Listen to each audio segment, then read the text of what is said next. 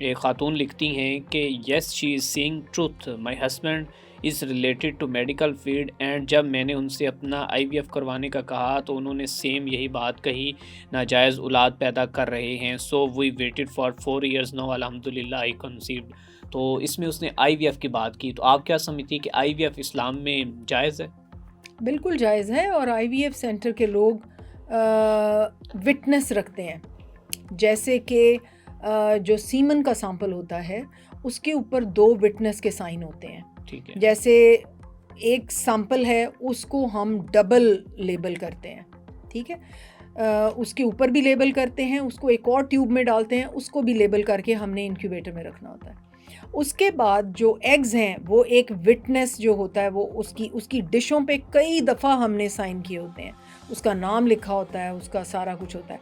वो जब एक विटनेस आता है, अननोन विटनेस है, उसने विटनेस ने नर्स है कोई है, उसने आके साइन करने हैं कि हाँ मैंने चेक कर लिया है, ये उसके हस्बैंड के स्पर्म्स हैं और ये इस औरत के एग्स हैं। तो विटनेस के मौजूदगी में फिर वो एग्स और स्पर्म्स जो हैं वो जॉइन किए जाते हैं।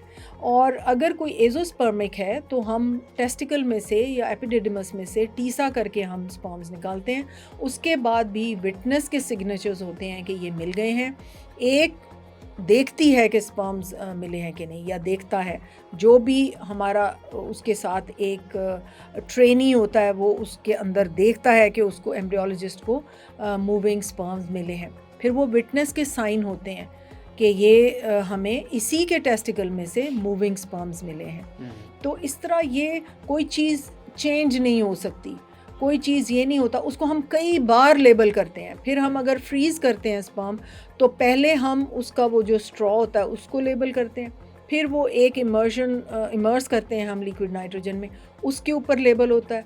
फिर वो जो डीवर होता है उसके बाहर एक कागज़ होता है, उसके ऊपर सारी नंबरिंग लिखी होती है कि ये इस औरत के हस्बैंड के स्पर्म्स हैं या इस औरत। तो ये चेंजिंग का कोई, और फिर जब उसको थॉ करना है उसमें फिर विटनेस ने आना है और उसने देखना है कि ये वही वाले लेबल वही है और ये है, ये मुमकिन ही नहीं है। आईवीएफ सेंटर्स में मुमकिन ही नहीं है कि ये कोई चेंज हो सके। अच्छा, इसके बाद एक और खातून लिखती है कि जी I have also heard it, LHV are doing same in DG Khan. DG Khan का तो चले उन्होंने नाम ले लिया, ये मुल्क के हर शहर में हो रहा है, बड़े छोटे शहर सब में।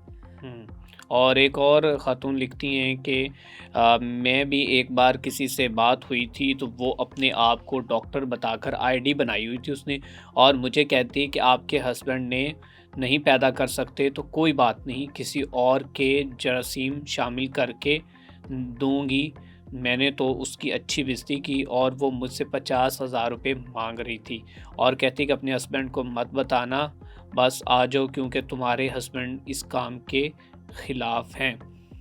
ये तो मैं आपको मुझे याद आ गया आपकी इस नरेशन से कि पिछले हफ्ते एक खातून आई है और उसके हस्बैंड के स्पर्म्स थे लेकिन बहुत कम थे, नॉर्मल प्रेगनेंसी नहीं हो सकती। ठीक है। तो मुझे कहती है कुछ कर दें मैं प्रेग्नेंट हो जाऊँ। मैंने कहा ठीक है तुम्हारा आईवीएफ हो सकता है, अगर मैं तुम्हें दवाइयाँ देती हूँ तुम्हारे हस्बैंड को, अब क्योंकि उसके ज़िंदा स्पर्म्स हैं थोड़े से तो हो सकता है दवाई से इम्प्रूव हो जाए और हम आईयूआई कर सकें।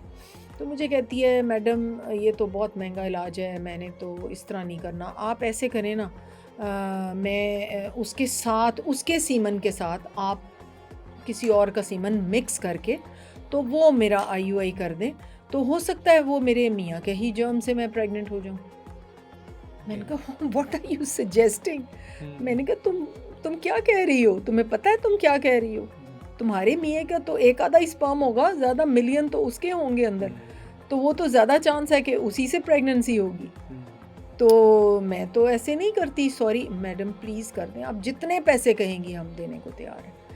मैंने कहा मुझे तो पैसों की बेटा ज़रूरत ही नहीं है, मैं तो नहीं, मुझे तो अल्लाह ने हलाल का जितना दिया मेरे से वो नहीं खर्च होता, तो तुम ये हराम का मुझे मैंने तो कभी ऐसे नहीं किया। डॉक्टर और साहब मैं हैरान होके देख रही, वो शहर की पढ़ी लिखी लड़की और शक्ल से भी वो मासूम सी लग रही, वो कोई परवाह ही नहीं है कि वो गैर मर्द का सीमन अंदर जाएगा, कोई परवाह नहीं है, कोई उसको नदामत नहीं है ये बात करते हुए, कोई ये नहीं पता कि कितनी छितरौल उसकी होनी है क़यामत वाले दिन। कोई एहसास नहीं, कोई पता नहीं। बस औलाद के पीछे लोग पता नहीं हाँ। क्या, और आखिर में बड़ी ऐसी औलादें होती जो तो ऐसी औलादें फिर छोड़ के भी चली जाती। नहीं, छोड़ के तो चली जाती हैं, क़यामत वाले दिन तो हाँ। माँ बच्चों की नेकियां छीनेगी कि अल्लाह इसको डाल दे अपनी असल औलाद को। क्या कुरान की आयत मैं कोट कर रही हूँ कि क़यामत वाले दिन माँ अपने बच्चे की नेकियां छीनेगी कि अल्लाह इसको दोज़ख में डाल दे, मुझे बचा ले। अफरा तफरी का ये आलम होगा। मैं बच्चियों के लिए बहुत ज़्यादा फ़िक्रमंद हूँ कि वो दीन से बहुत ज़्यादा दूर हैं। जी। मैं आपको एक किस्सा सुनाती हूँ कि मेरे पास एक मियाँ बीवी आए और मियाँ के स्पर्म्स बिल्कुल ठीक थे, लेकिन वो जो बच्ची थी उसकी जो ऊपर का पार्ट था यूट्रस का, वो नीचे से कनेक्टेड नहीं था। यानी यूट्रस का माउथ कहीं और से डेवलप होता है, ऊपर का पार्ट कहीं और से डेवलप होता है और फिर वो कैनलाइज होके एक बनाते हैं। अब उनके बीच में कनेक्शन नहीं था, ठीक है। और यूट्रस जो है उसकी भी कैविटी बहुत ज़्यादा अच्छी डेवलप नहीं थी। तो क्योंकि मैं ऐसे रिकन्स्ट्रक्टिव सर्जरीज़ बहुत करती हूँ, तो मैंने कहा कि मैं इसमें कैथेटर भी रखना पड़ेगा, फिर ये बहुत अरसे तक मैं इसको दोबारा ऑपरेट करूँगी तो वो कैनलाइज हो जाएगा और हो सकता है कि तुम्हारी, क्योंकि बीवी प्रेग्नेंट हो जाए, क्योंकि उसकी ट्यूब्स ऊपर से और ओवरीज जो थी वो मुझे ठीक लग रही थी। अच्छा, वो खामन मुझे कहता है कि मैडम कितने चांसेस हैं? मैंने कहा अच्छे चांसेस हो जाएंगे। तो कहता है मेरे तो ख़ानदान वाले बहुत ज़्यादा प्रेशर मेरे ऊपर डाल रहे हैं कि इसको छोड़ो और तुम कोई और शादी कर लो। तो कहता है मैंने उनको कहा है कि जी मुझे अल्लाह ने बच्चे देने हुए तो इसी से देगा, तो मैं तो नहीं और शादी करूँगा, और मैं अपनी बीवी से बहुत मोहब्बत करता हूँ और मैं तो इसके अलावा तो मेरा कोई इरादा नहीं है, तो आप इसको ही ठीक कर दें। मैंने उसको एडमिट कर लिया और वो कहने लगा कि मैं बहुत बिज़ी हूँ, बिज़नेसमैन था। उसने कहा कि मैं बहुत बिज़ी हूँ, तो मेरा एक ये कज़न है, वो ये इसका भी कज़न लगता है, हम रिश्तेदार हैं, तो ये इसके साथ रहेगा, जो चीज़ चाहिए हो या जो चीज़ है ये प्रोवाइड कर दिया करेगा। मैंने कहा बिल्कुल ठीक है। अच्छा, मैं उसका एक ऑपरेशन किया, उसमें मैंने कैथेटर रखा, वो सारा, क्योंकि वो सीरीज़ ऑफ ऑपरेशंस होते हैं अगर आप। तो मुझे उन्होंने बताया, नर्सों ने, कि मैडम ये जो लड़का वो छोड़ के गया है, हम तो अंदर कमरे में गए तो ये दोनों एक ही बिस्तर में सोए हुए थे।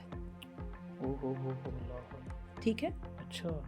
तो मुझे यकीन नहीं आया। मैंने कहा नहीं बेटे, वो तो भाइयों की तरह, उसका छोटी उम्र का है, तो वो तो मुश्किल है कि इस तरह हो, तो मैं कोई मिसअंडरस्टैंडिंग हुई होगी। वो तो खामद इतना मोहब्बत करता है, इतना पैसा लगा रहा है, इतना ख्याल रखता है उसका, और वो कहता है मैंने तो शादी नहीं करनी, मेरे लिए तो ये ज़िंदगी मौत का सवाल है। बिल्कुल। तो मैंने उसको एक दिन, मैं अगले दिन ज़रा जल्दी राउंड पे आ गई और मैंने ऐसी दरवाज़ा खोल के मैं अंदर गई। ठीक है। तो सारा कुछ प्रूव हो गया जो नर्सें मुझे बता रही थी। वो खातून और उसका कज़न इकट्ठे लेटे हुए हॉस्पिटल के अंदर। हाँ, और बस मैं आपको डिटेल नहीं बताना चाहती, मैंने तो नॉक किए बगैर मैंने दरवाज़ा खोल लिया ना। बिल्कुल। तो वो शायद कुंडी भी नहीं लगी हुई थी या अर्ली मॉर्निंग आवर्स थे, उनका ख्याल था कि कोई भी नहीं आएगा या कैसे। तो रूम डॉक्टर साहब उनको सेपरेट मिला हुआ था? सेपरेट रूम, प्राइवेट रूम में रखा हुआ था उसको, VIP रूम लेके दिया हुआ था उसके शौहर ने लेके दिया। खानम ने। और मैं हैरान रह गई उस औरत के कैरेक्टर पे, इतनी मोहब्बत करने वाला खानम, और तुम क्या कर रही हो।